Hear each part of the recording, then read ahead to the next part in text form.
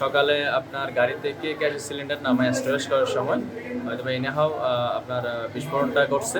আমরা যেটা এজিউম করতেছি আর কি, হয়তো কোনো গ্যাস সিলিন্ডার ব্লাস্ট করছে এবং এতে প্রায় 10 জনের মতো রুগী বার্ন করছে এবং এখানে অলমোস্ট 20 থেকে 75% পর্যন্ত বার্ন হয়েছে। ডাক্তার বলছে, ডাক্তারে বলছে হয়তো বা কোনো রোগীকে হয়তো মেবি টাকা শিফটিং করতে হবে, টাকা বার্ন ইউনিটে। সকাল 7টার দিকে তো ওখানে আমার আপুর হাজব্যান্ড উনি আহত হয়েছে, ওনাকে দেখার জন্য চলে আসছে। এখানে টোটাল 8 জন আহত হয়েছে, মানে 8 জন রোগী পড়ে গেছে, কেউ 70%, কেউ 80%, এরকম সবাই পড়ে গেছে। আমার আপুর হাজব্যান্ড মোটামুটি ভালো হয়েছে।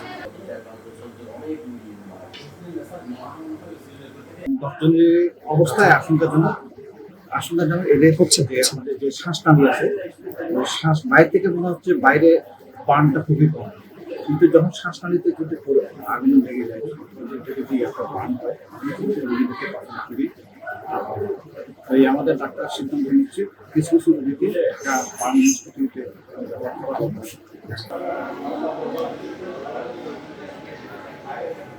এক্সট্রিম মশার কয়েল প্ল্যান্ট ফাইবার দিয়ে তৈরি, ডেঙ্গু চিকুনগুনিয়া বাহি সহ যে কোনো মশার বিরুদ্ধে দেয় এক্সট্রিম সুরক্ষা। সম্ভবত একটা সিলিন্ডার লিক ছিল, ওখানে কেউ ধূমপান করেছে, আশেপাশে কেউ ধূমপান করে ওখানে আগুনের সৃষ্টি হয় এবং বিশাল অগ্নিকাণ্ডের সৃষ্টি হয় এবং এটা অনেক জনগণের ক্ষতি হয়েছে। এই পর্যন্ত আমরা 2000-তে 2 জন গিয়েছে অগ্নি রোগী সেবা নেওয়ার জন্য। এখানে চট্টগ্রাম মেডিকেল 10 জন আসছে, আমরা দেখতে আসছি এবং আমরা চট্টগ্রাম মেডিকেল পরিচালকের সাথে কথা বলছি আমরা, এবং এখানে আমাদের যে খালেদ স্যার ছিলেন আর প্রফেসর খালেদ স্যারের সাথে কথা বলছি।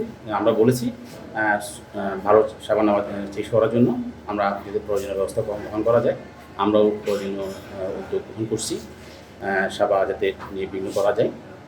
এবং যদি এখান থেকে এখন যদি অসুবিধা হয় বা সেবার জন্য আরও প্রয়োজন হয়, তাহলে চট্টগ্রাম শহর থেকে ঢাকা বাসকে রেফার করছে আমরা পরামর্শ দিয়েছি। স্যার বলছি যারা যেতে চান, এবং ম্যাক্সিমাম রুগী ইনহেলেশন বার্ন হয়েছে, 70% মতো বার্ন হয়েছে।